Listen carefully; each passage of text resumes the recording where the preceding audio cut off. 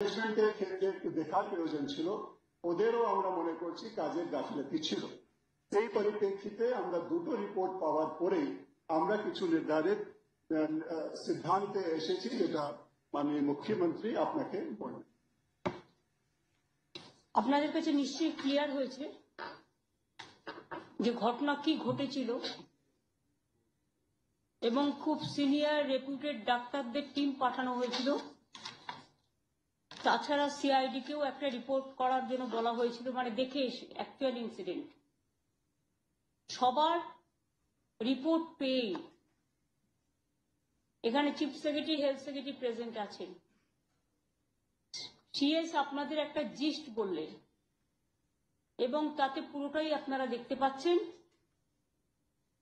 যাদের কাছে মানুষের ভাগ্য নির্ধারিত হয়, যাদের হাতে সন্তানের জন্ম হয়, যারা যারা সেদিন ওখানে দায়িত্বে ছিলেন মেদিনীপুরে, তারা কিন্তু তাদের দায়িত্ব যদি সঠিকভাবে পালন করতেন, তাহলে কিন্তু এই মাকে বাঁচানো যেত, সন্তানকেও বাঁচানো যেত। এটা খুব দুঃখজনক ঘটনা যে আমরা এত মেডিকেল কলেজ, আমি যদি প্রথমেই আপনাদের বলি যে মনে রাখবেন, অনেকে বলে এখানে নাকি তুলো ছাড়া কিছু পায় না। কোনো কোনো আইনজীবীরা কোশ্চেন তুলেছিলেন হাউসে। 2010-11-তে রিলেটেড 3,584 কোটি টাকা বাজেট ছিল বরাদ্দ, আর এখন 5 গুণ বেড়েছে। এটা 20,195 কোটি টাকা হয়েছে স্বাস্থ্য উন্নয়নে। এখানে যা স্বাস্থ্য পরিকাঠামোর উন্নয়ন হয়েছে কোথাও হয়। I can challenge it. Medical কলেজের সংখ্যা 11 থেকে বাড়িয়ে স্বাধীনতার পর পর্যন্ত ছিল মাত্র 11টা। আমরা মানুষের প্রয়োজনে বাড়িয়ে এটাকে 37টি করেছি। তার মধ্যে সরকারি হচ্ছে 24টি। এমবিবিএস সিটের সংখ্যা যদি বলে লোক নেই, তার পরিপ্রেক্ষিতে বলবো 1355 থেকে বেড়ে হয়েছে 5,650। পোস্ট গ্রাজুয়েট এমডি এমএস সিটের সংখ্যাও বেড়ে 900 থেকে বেড়ে হয়েছে 1,848।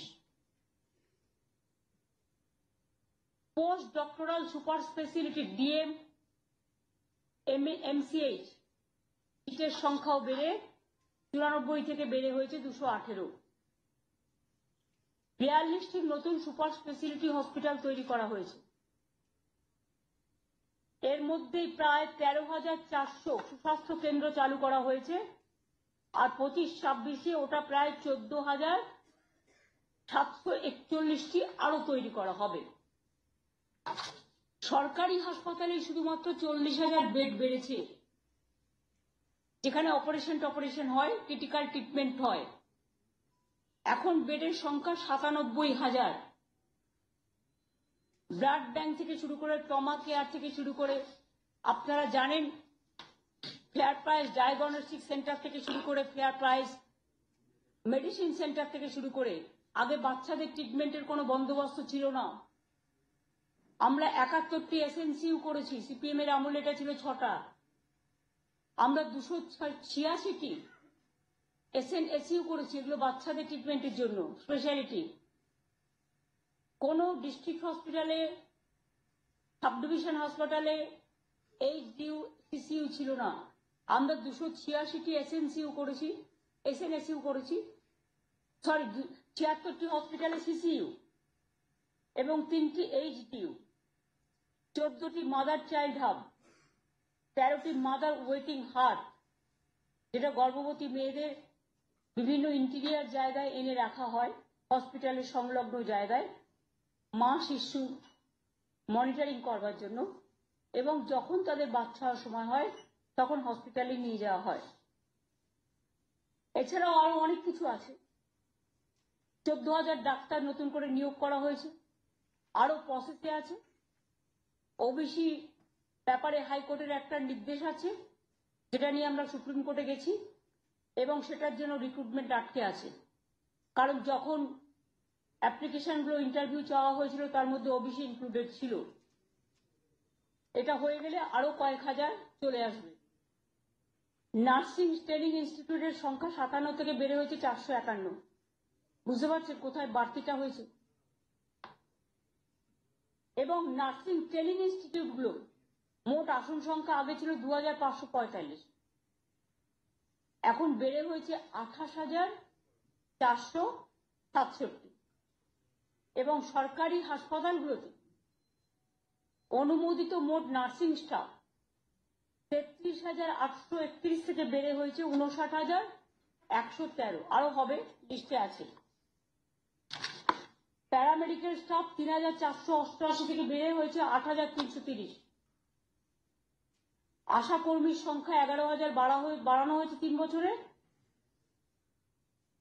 আশা কর্মীর সংখ্যা গত 3 বছরে মাঝে একটা স্কিপ অফ ওয়ার্ড হয়ে গেছে, আই উইথড্র দ্যাট। 12,000, মানে 3,488 থেকে বেড়ে হয়েছে 8,330।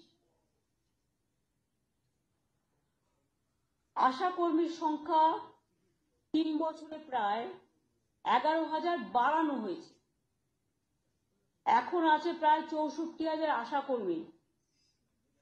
এবং 2026 সালের মার্চ মাসের মধ্যে এই সংখ্যা আরো প্রায় 10,000 আরো বাড়বে। এছাড়া আপনারা জানেন ডাক্তার, সিস্টার, হসপিটালের জন্য সুরক্ষার নীতিও নেওয়া হয়েছে।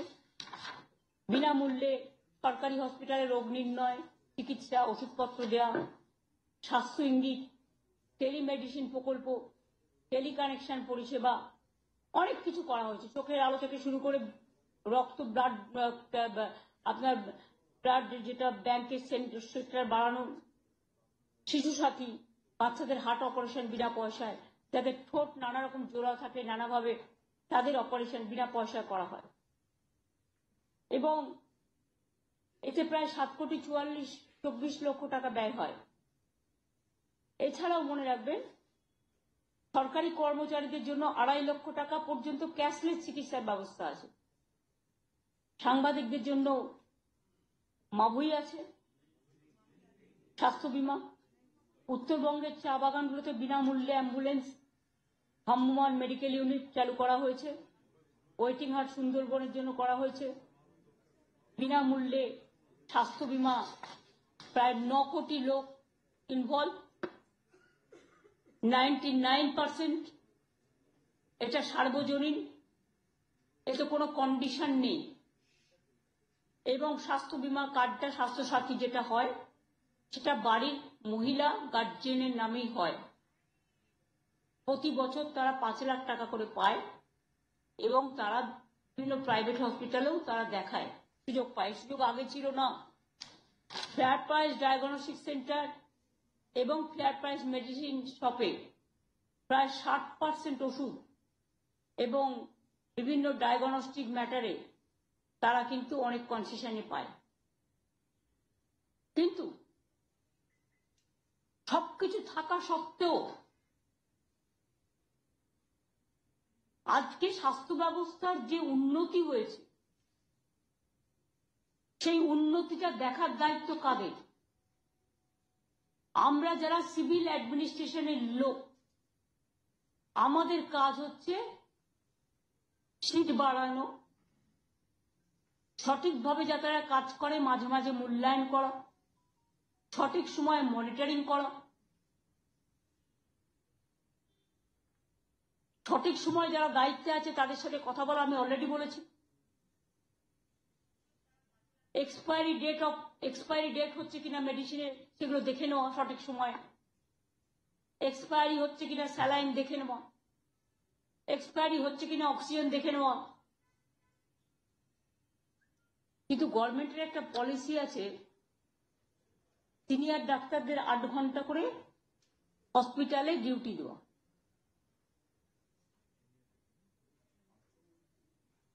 এটা কি তাদের সম্মান জানিয়ে আমি বলছি, শ্রদ্ধা জানিয়ে বলছি। মানুষের জীবনের থেকে বড় তো কিছু নয়। চিকিৎসা শাস্ত্রে যারা জয়েন করেছেন, সেবা হচ্ছে তাদের সবচেয়ে বড় কাজ। মানবিক মুখ সেবা, সঠিক সময়ে সঠিক চিকিৎসা। চিকিৎসা কিন্তু কোনো কোনো রোগ আছে 1 সেকেন্ডও কারোর জন্য ওয়েট করে না। আর এসব ক্ষেত্রে মনে রাখবেন, বিশেষ করে প্রেগনেন্ট মাদারদের ক্ষেত্রে কখনো স্যালাইন বাড়ানো হয়, কখনো স্যালাইন কমানো হয়, সেগুলো সিনিয়র ডাক্তাররা ঠিক করেন। আর সিজারিয়ান করেন সিনিয়র ডাক্তার।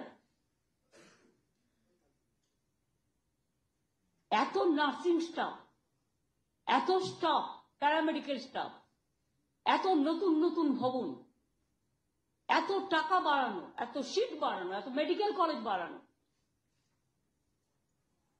এতে তো বাংলার ছেলে মেয়েরাই সুযোগ পাচ্ছে। তাদের যদি কোনো অন্যায় হয় তাদের উপরে সেটা যেমন দেখার দায়িত্ব আমাদের, যাতে পরিষেবা পায় এটা দেখার দায়িত্ব আমাদের সবার। আমাকে যদি আপনারা বলেন সিজারিয়ান করতে, আমি পারবো না, ওটা আমার কাজ নয়, কারণ আমি ডাক্তারি নিয়ে পড়িনি। I am not that expert. CS কে যদি বলেন সিজারিয়ান করতে, সিএস পারবে না। Is the head of the civil administration, government administration অফিসারদের মধ্যে। হেলথ সেক্রেটারিকে বলেন যদি, তিনি ডাক্তার নন, তিনি অ্যাডমিনিস্ট্রেশন সাইড দেখবেন। ট্রিটমেন্ট কারা করবে? একটা মানুষ বিপদে পড়লে ডাক্তারদের কাছে যাবে। রেফারেল সিস্টেমও অনেকটা কমিয়ে দেওয়া হয়েছে। এমার্জেন্সি কেসগুলো রেফারেল না হলে, যেখানে সুযোগ নেই তাকে তো সুযোগ দিয়ে বাঁচাতে হবে। ট্রমা কেয়ার সেন্টার অনেক করা হয়েছে, আগে ছিলই না প্রায়।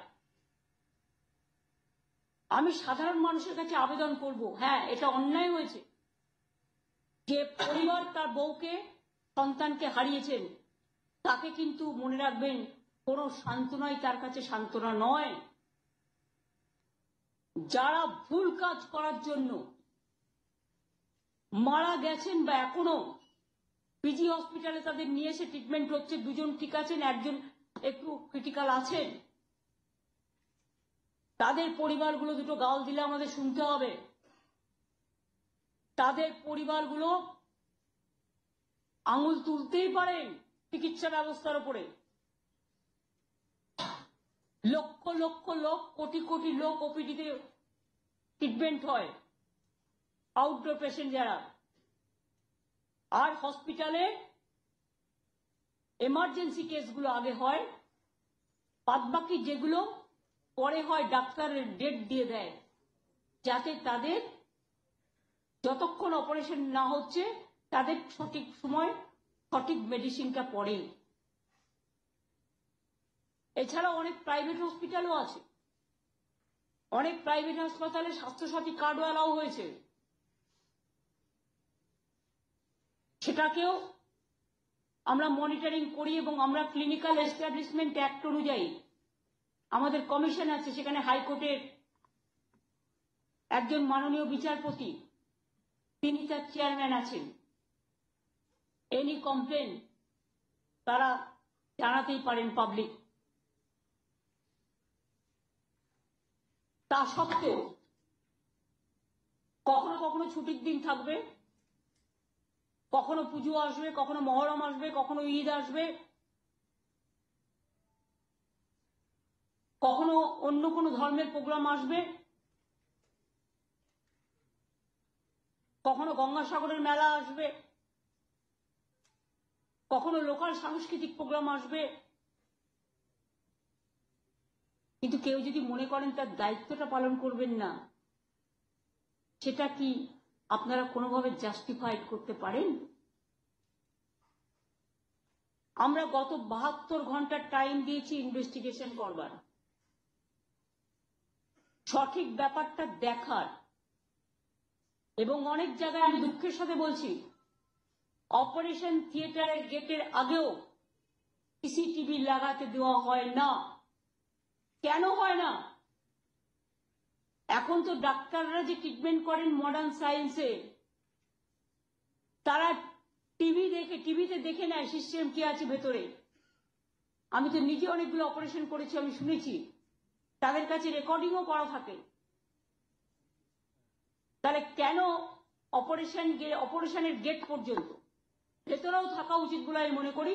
যদি কোনো অবহেলার কেস থাকে, ইটস এ ক্রিমিনাল অফেন্স, সেক্ষেত্রে কেস টু কেস ভেরিফাই করা যেতে পারে, নট অল কেসেস। কিন্তু সিস্টেম থাকা উচিত এই সব ঘটনা ঘটবার পর। এটা ঠিক প্রাইভেট পেশেন্ট যারা, তারা অনেক সময় চায় না যে আমার অপারেশন কেসটা বাইরে দেখানো হয়, আমরা দেখাবো না। কিন্তু গেট পর্যন্ত কে যাচ্ছে, কে আসছে, কখন বেরোচ্ছে, কারা ওটিতে যাচ্ছে, কতক্ষণ থাকছেন, সেগুলোও দেখবার অধিকার নেই। আমি নারায়ণকে বলবো, হেলথ সেক্রেটারি অ্যান্ড সিএস কে, অল অপারেশন গেট পর্যন্ত সিসিটিভি ইমিডিয়েট লাগিয়ে দেওয়া। আর যদি কেউ না বলে, তাকে বলুন প্লিজ, আপনার কাছে হাত জোর করে বলবো, আপনি ছুটি নিন, অন্য জায়গায় গিয়ে জয়েন করুন।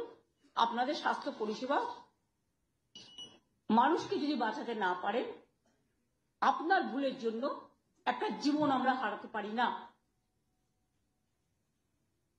অনেক সময় আমি দেখেছি একটা অ্যাক্সিডেন্ট কেস গেল, প্রথমে জুনিয়ররা দেখে বলে দেয় মারা গেছে, নিয়ে চলে যান।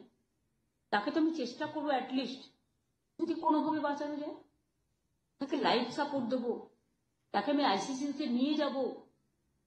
তার পরিবারটা তো দেখবে যে তার অ্যাটলিস্ট চেষ্টা করা হয়েছে।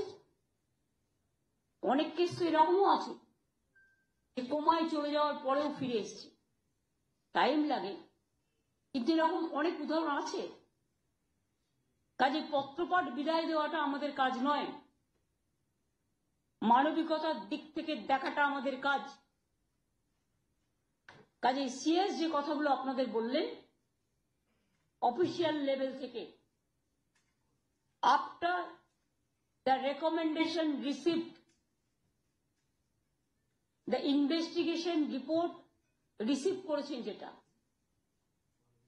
ফ্রম দ্য ডক্টরস টিম যাদের পাঠানো হয়েছিল এবং সিআইডি টিম, তাদের রিপোর্ট কিন্তু মিলে গেছে। ফলে আমাদের একটা দায়িত্ব বর্তায়। মানুষ তো আমাদের কাছে কোশ্চেন করতেই পারে যে এত কিছু দেখার পরেও আপনারা কি ব্যবস্থা নিলেন, সরকার কি ব্যবস্থা নিয়েছে। আমি যে পয়েন্টগুলো বললাম না, সিএস বলে দিয়েছে এবং আমরা মনিটরিং করি। এমনকি পিডব্লিউডি কে এটাও বলা হয় যে এসি মেশিন ঠিক মতো কাজ করছে কিনা সেটা অডিট করবার জন্য।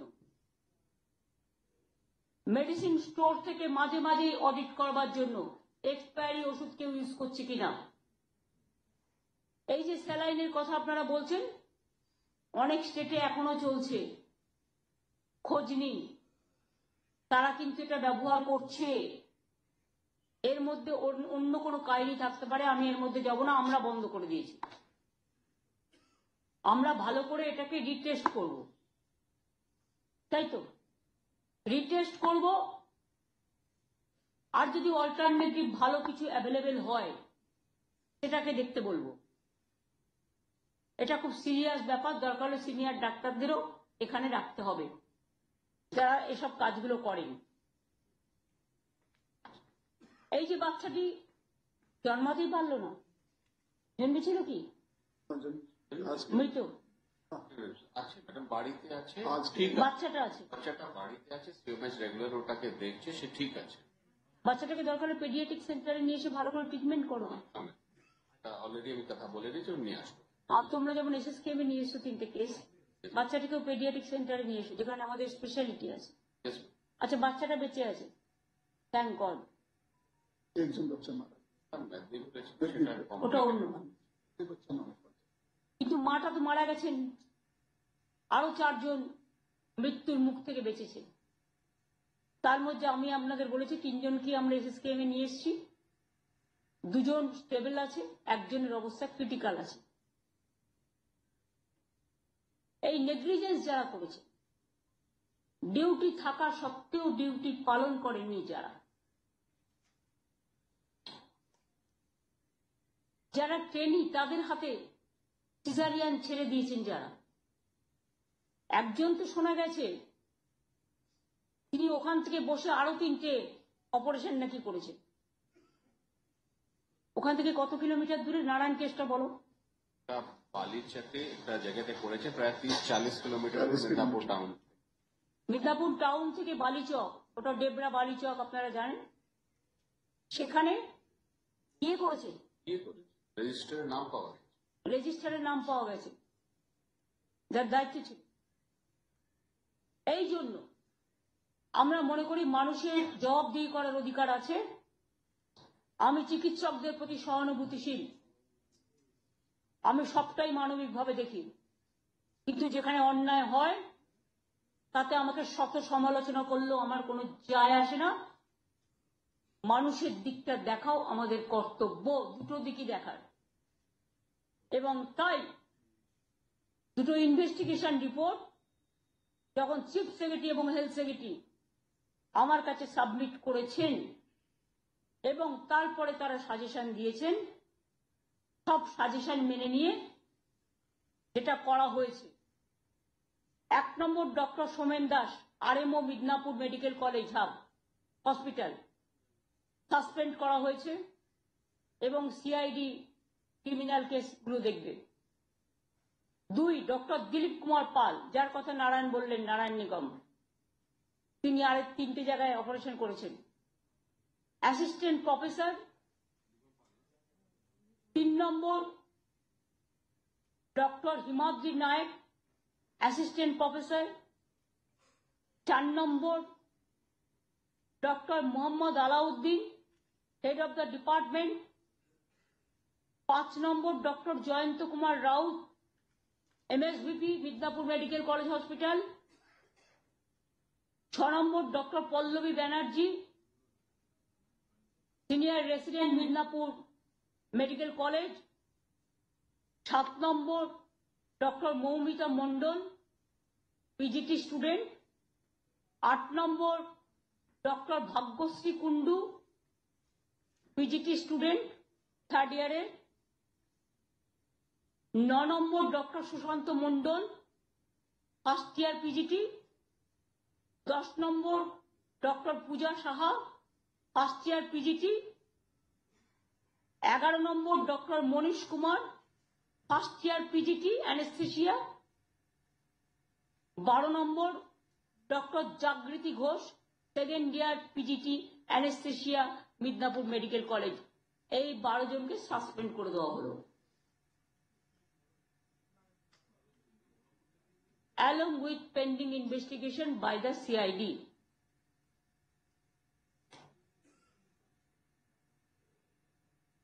Am I clear?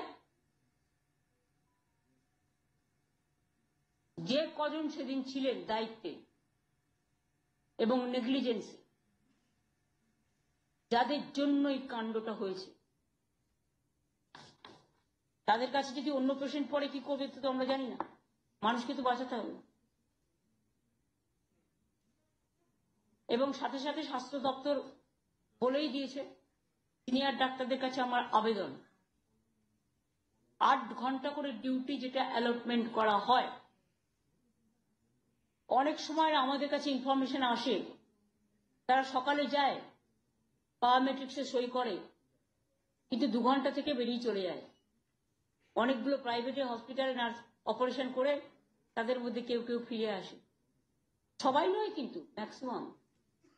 অনেকে ভালো কাজ করেন, তারা কিন্তু হসপিটালে সরকারিও কাজ করব, একই সাথে প্রাইভেটে গিয়েও কাজ করব একই সময়ে।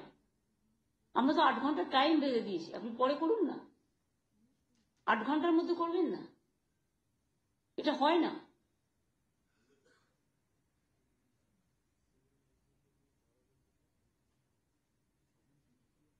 আরেকটা জিনিস আমার নজরে এসেছে, নামটা বলা আমার উচিত নয় বলেই বলছি না। কোনো একটি গভর্নমেন্ট পপুলার হসপিটালে কোনো একটি পত্রিকার একজন এডিটর ভর্তি ছিলেন, নিউজ এডিটর।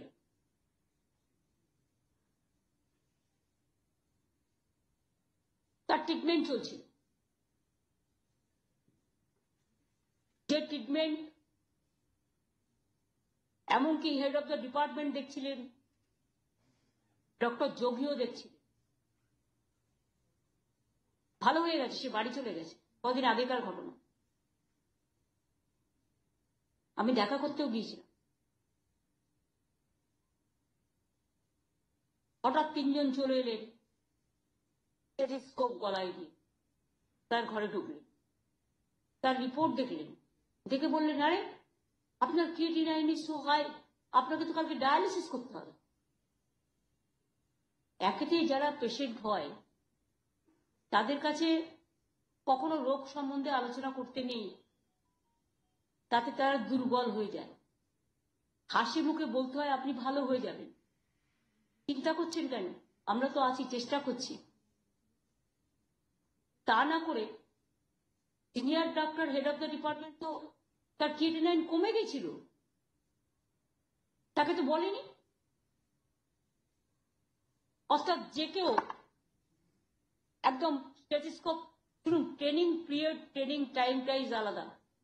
ট্রেনিং এর জন্য যদি সিনিয়র ডাক্তাররা বা হেড অফ দ্য ডিপার্টমেন্ট নিয়ে গিয়ে তাদের দেখায় for practical purpose, training purpose, আমাদের কোনো প্রবলেম নেই। কিন্তু একটা পেশেন্ট যখন একজন সিনিয়র ডাক্তারের হাতে ভর্তি, তখন তাকে হঠাৎ করে সবকিছু না জেনে এই যে একটা কমেন্টস করে দেওয়া এবং ফাইলে লিখে দেওয়া, ফলে যে রোগীটা ভালো হয়ে যাচ্ছিল সেই রোগীটা খারাপ হয়ে যায়। এটা তো সবাই ধাক্কাটা সামলাতে পারে না। তাই আমি এখন থেকে নারায়ণ নিগমকে বলবো, যেটা আমি আর চিফ সেক্রেটারি মিলে আমরা ডিসকাস করেছি, সিনিয়র ডাক্তারদের দায়িত্ব, যখন কেউ যাবে ট্রেনিরা তারা সাথে করে নিয়ে যাবে, বা হেড অফ দ্য ডিপার্টমেন্ট বা যার আন্ডারে আছে। কিন্তু নিজেরা হঠাৎ করে চলে গেলাম, গিয়ে কমেন্টস করে দিয়ে অন্যরকম ট্রিটমেন্ট করে দিয়ে চলে এলাম, এটা হলে কিন্তু প্রবলেম আছে। আর আপনারা যদি আমায় বলেন কোন রোগের ওষুধ নির্ণয় করতে, আমি পারবো না, এটা আমার কাজ নয়, আমি শিখিনি। হ্যাঁ, আমায় যদি বলেন জেনারেল মেডিসিনের ব্যাপারে, অম্বল হলে কি হয়, জ্বর হলে কি খেতে হয়, পেন কিলার কি খেতে হয়, বা লিভারের ওষুধ, ক্রিটিক্যাল নয়, এমনি জেনারেল সাধারণ, সেটা সবাই জানে, সব ছেলে মেয়েরাই জানে, একটা তো ফার্স্ট এড বক্স সবার বাড়িতেই থাকে, সেটা আলাদা। আমি এগুলো বলছি যেগুলো হচ্ছে সিরিয়াস কেস।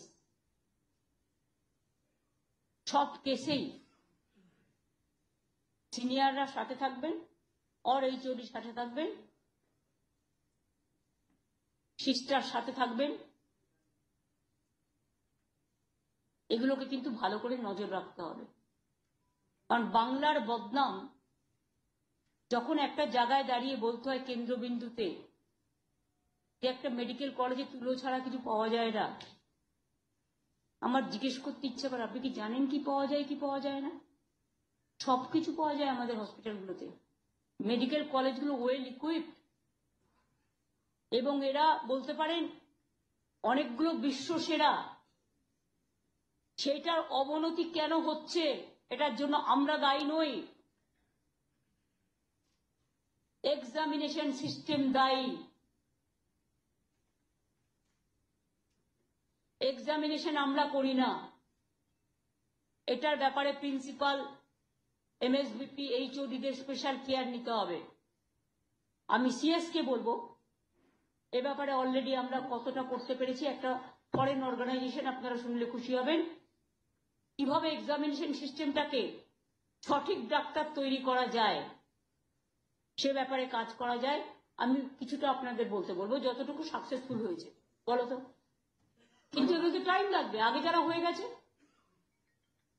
বলো। ইতিমধ্যে আমরা একটা হেলথ ডিপার্টমেন্টের উদ্যোগে এনএচএস ইউকে সঙ্গে যোগাযোগ করে কোলাবোরেশনে একটা ওয়ার্কশপ আমরা ইতিমধ্যে করলাম নভেম্বর মাসে, যেখানে আমরা বিভিন্ন এক্সামিনেশন সিস্টেম, অ্যাসেসমেন্ট, অ্যাক্রিডিশন, এই ব্যাপারে ডিটেল আলোচনা হলো, কিভাবে এটাকে আরো সাইন্টিফিক, আরো সিস্টেম্যাটিক করা যায়।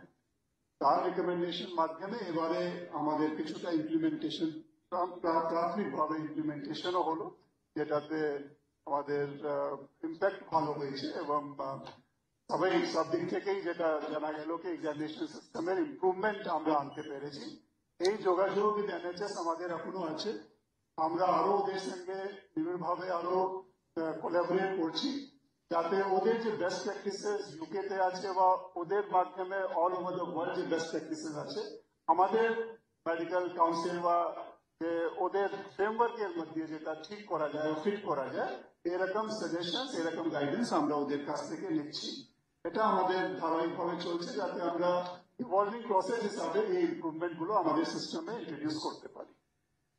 Thank you. এটা আমরা চালিয়ে যাব, আমাদের চেষ্টা চালিয়ে যাব যাতে আগামী দিন আমরা ভালো ডাক্তার উপহার দিতে পারি মানুষকে। আমি সবাইকে বলবো, মানুষকে ভয় পাওয়ার কোনো কারণ নেই, ঘাবড়াবার কারণ নেই। ঘটনা ঘটেছে যেটা মেডিকেল কলেজ, মিদনাপুর মেডিকেল কলেজে, খুবই মর্মান্তিক ঘটনা। এই ঘটনা একটা ছোট্ট শিশুদের মাকে হারিয়েছে, পরিবারটা তার স্ত্রীকে হারিয়েছে। খুবই সেন্টিমেন্টাল কেস। যদিও আমি মনে করি যে মৃত্যুর বিকল্প কোনো সান্ত্বনাতেই কাজে লাগে না, সাহায্যেও কাজে লাগে না, তবুও মৃত পরিবারকে আমরা 5 লাখ টাকা ও পরিবারকে দেওয়ার জন্য আমরা অনুরোধ করছি। এবং তার পরিবার থেকে যদি কেউ চাকরি করতে চায়, যেহেতু এটা আমাদের ডাক্তারদের নেগলিজেন্সির জন্য হয়েছে সরকারের, যদি কেউ চাকরি করতে চায় আমরা সেটাও করব। সেটা নিয়ে আমি সিএস কে বলবো, কথা বলে নিই। এই পর্যন্ত। এ ব্যাপারে আপনাদের কোনো কোশ্চেন থাকলে আপনারা করতেই পারেন। एक सवाल है, यहाँ तो सरकार ने एक्शन लिया है और डॉक्टर्स को सस्पेंड किया गया है, लेकिन अब इस इंसिडेंट के बाद बाकी जो गवर्नमेंट हॉस्पिटल्स हैं वहां पर कोई सर्वेलेंस किया जाएगा कि सीनियर डॉक्टर्स अपनी ड्यूटी 8 घंटे की कर रहे हैं कि नहीं, और अगर नहीं कर रहे हैं तो कोई एक मैकेनिज्म होगा जहां पर उनको जो है एक्शन लिया जाएगा उनके अगेंस्ट में। पहले तो हम अपील करते हैं, हम गाइडलाइंस बना दिया। Health department will send the guidelines to all the hospitals. I think our seniors are very good. They will abide by the government decision. And if not, when there will be a action, there will be a reaction also. So there must be some other clauses also. What you ask, for that reply. Madam, আমার একটা question ছিল, সেটা হচ্ছে already তো CID তদন্ত করছে এবং গাফিলতির জন্য 12 জনকে সাসপেন্ডও করা হয়েছে, কিন্তু পার্টিকুলার কি সিআইডির তরফ থেকে কোনো রকম এফআইআর করা হবে যেহেতু গাফিলতির জন্য একজনের মৃত্যু হয়েছে? আর অটোমেটিক্যালি যে হেলথ ডিপার্টমেন্ট থেকে যেটা হয়েছে কমপ্লেন, সেই কমপ্লেনটাই তো FIR, it will be treated as FIR. কোনো ভূমিকা পাওয়া গেছে ক্ষেত্রে, নাকি যেহেতু স্যালাইনে একটা কোয়েশ্চেন উঠেছে সেই কারণেই দ্বিতীয়বার টেস্টিং এর জন্য পাঠানো হবে? মানে এই আমি এই ব্যাপারটা, এটা সিএস বলুক বা নারায়ণ বলুক। ম্যাডাম, স্যালাইন যেহেতু আমাদের একটা স্ট্যান্ডার্ড প্রোটোকল আছে, যদি এরকম কিছু ঘটনা ঘটে সেই ব্যাচ গুলোকে আমরা আবার টেস্ট করি। তো আমি এটাই বলবো, এই batches what ever was use was properly tested repeatedly, তাহলে আমরা ওটাকে টেস্টিং এর জন্য নিয়েছি। পুরো ব্যবহার থেকে ওটাকে বাদ দিয়েছি, এটা খুবই অরকারি। যা যা মেডিসিন করা হয়েছিল পুরো ব্যাচকে আমরা বাদ দিয়েছি। যে স্যালাইন কোম্পানি থেকে কোনো আর আমরা জিনিস নিচ্ছি না, আর এটাকে আমরা আবার টেস্টিং করে দেখবো। Is a part of standard protocol, কিন্তু the medicine which we're use was already tested. আপনারা একটা কথা বলুন তো, তাহলে একই স্যালাইন যদি অন্য জায়গাতেও থাকতো, সেখানে তো কোনো ঘটনা ঘটেনি। এখানে ঘটনাটা তো অন্যরকম হয়ে গেছে। গাফিলতি, যারা জানে না তারা গেছে সিজারিয়ান করতে, অ্যানেস্থেসিয়া দিয়ে দিয়েছে উল্টো পাল্টা। নামগুলো কেন হলো? এমএসবিবি তার দায়িত্ব না? অ্যাডমিনিস্ট্রেশন দেখা কোথায় ছিলেন তিনি? HOD head of the department কবার গেছেন?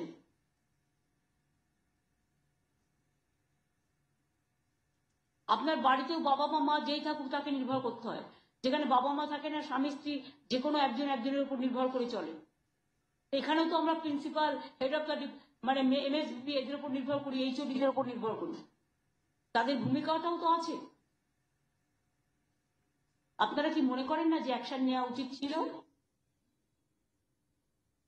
আর যদি অ্যাকশন না নিতাম আপনারাই তো বলতেন, তাহলে অ্যাকশন কেন নেওয়া হলো না? তো গভর্নমেন্ট কোনটার মধ্যে যাবে? স্যান্ডউইচ হবে নাকি পরিষ্কার যেটা সেটাই গভর্নমেন্ট করবে? সঠিক তথ্য সামনে এনেছি আমরা আপনাদের কাছে, কোনোটাই লুকানো ছুপানো হয়নি, যা এক্স্যাক্টলি ঘটেছে। কেস আপনাদের ডিটেলস বলেছে, হেলথ সেক্রেটারি বলেছেন, তাদের রেকমেন্ডেশন অনুযায়ী যাদের সাসপেন্ড করা হয়েছে সেগুলো আমি আপনাদের কাছে পড়ে দিয়েছি নামগুলো, এবং সিআইডি ইনভেস্টিগেশন করেছে এবং তারা যা যা ক্রিমিনাল ব্যাপারে যা যা করার তারা করবে ক্রাইম হিসেবে, নেগলিজেন্স হিসেবে। Negligence is also a crime. Madam একটা প্রশ্ন আছে, সেটা হচ্ছে যে আপনি এক্ষুনি বললেন যে এই সময় যখন ঘটনার সময় তার হসপিটালে থাকার কথা ছিল, তিনি বালিচকে অন্য জায়গায় গিয়ে সেই সময় তিনি অপারেশন করছিলেন। আবার আমরা দেখেছিলাম কিছুদিন আগে কর্মবিরতির সময়ও বেশ কিছু ডাক্তার তারা কর্মবিরতি বলছেন কিন্তু তারা অন্য জায়গায় গিয়ে। আমি ওই কোশ্চেনটা এক্ষুনি কর্মবিরতির ব্যাপারটা এক্ষুনি নিয়ে আসবো না, কারণ ওটা সেপারেটলি আমরা ডিল করব। এটা আলাদা ইস্যু, ওটা আলাদা ইস্যু। সব তথ্যই আমাদের কাছে আছে। দিদি একটা অন্য প্রশ্ন করছি, অন্য ইস্যুর, সেটা হচ্ছে যে মোহন ভাগবত তিনি বলছেন যে 22শে জানুয়ারি তাকে স্বাধীনতা দিবস হিসাবে পালন করতে 1947 যেটা হয়েছে সেটাকে নয়।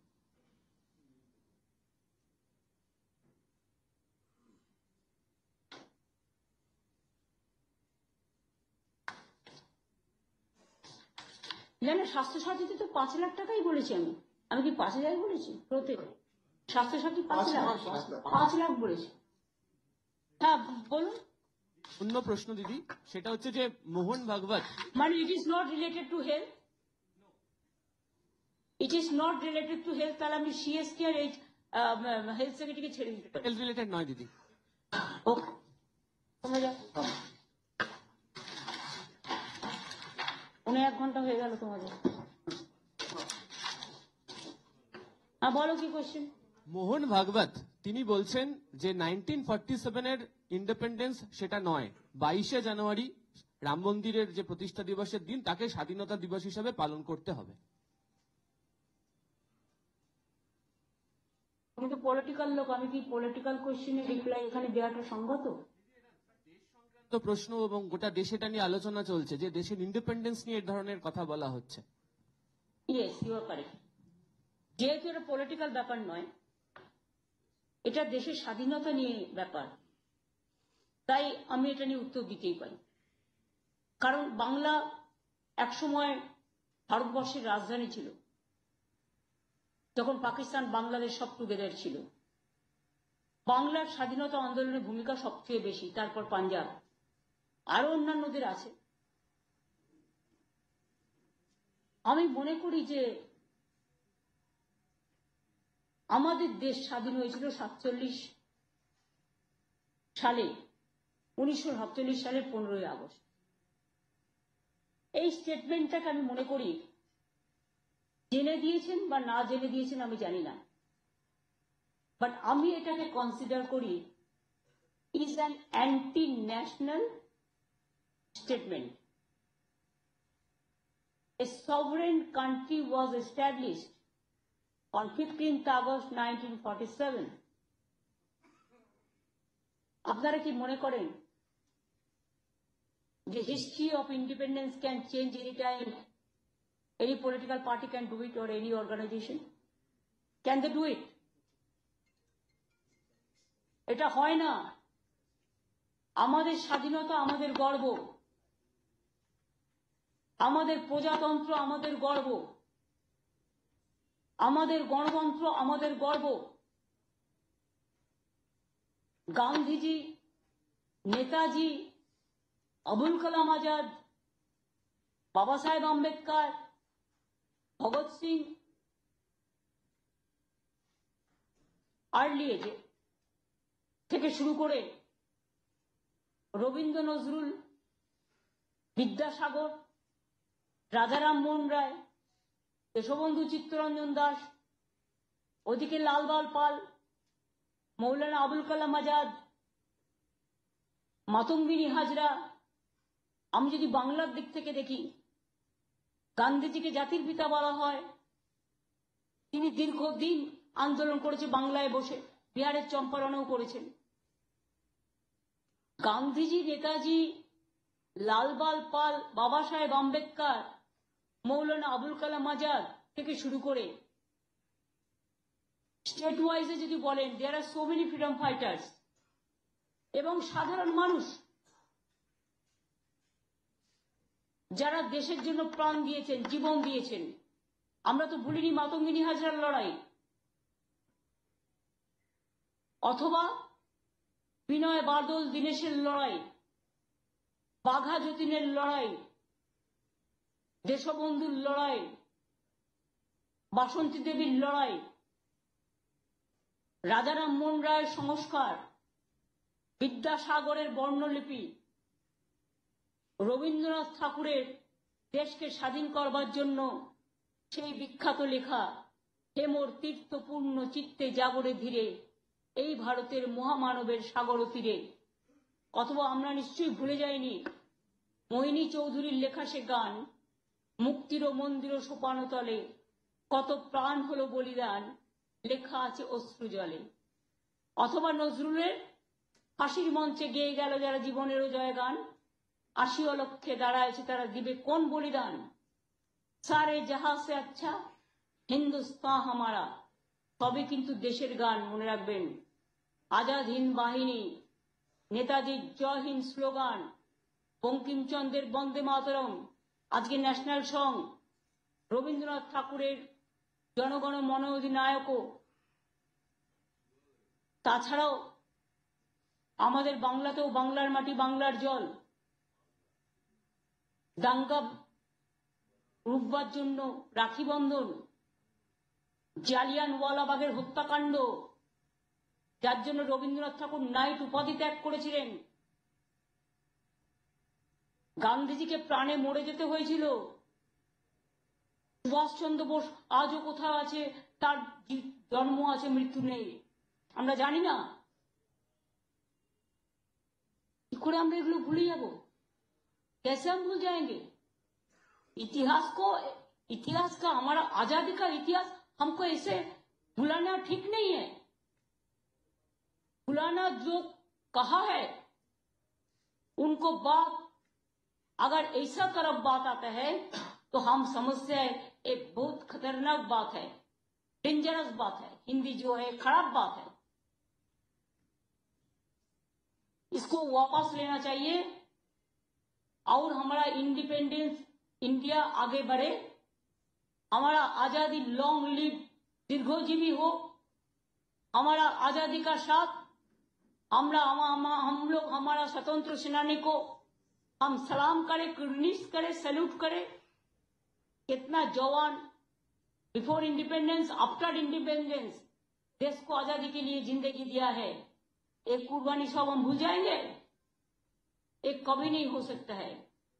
ऐसा करके देश का पूरा इतिहास भुला देंगे तो देश का आइडेंटिटी क्या होगा? ये तो इंडिया का नाम भी भुला देंगे लगता है। Is it correct?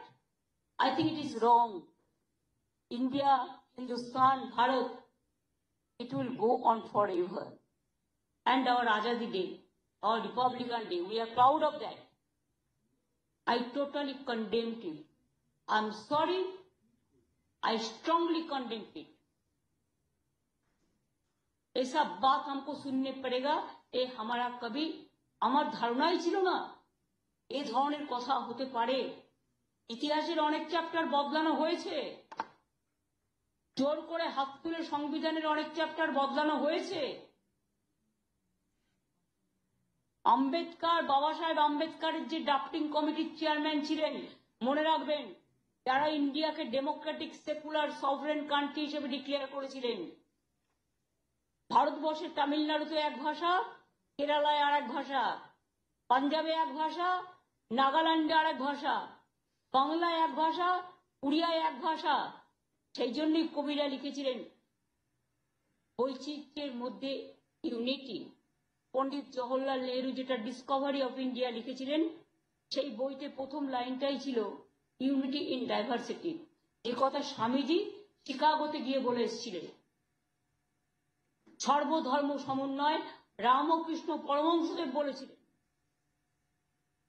আমরা তাদের মানি, তারা দেশ বরেণ্য, তারা বিশ্ব বরেণ্য, তারা স্মরণীয়, তারা বরণীয়, তারা গ্রহণীয়, তাদেরকে বাদ দিয়ে হঠাৎ আজকে একটা হুজুগ উঠলো আর হুজুগে কেউ আমরা সাথ দিতে শুরু করলাম, এটা নয়। দরকার হলে we are dedicated for the country. We are dedicated to keep our independence intact for our country.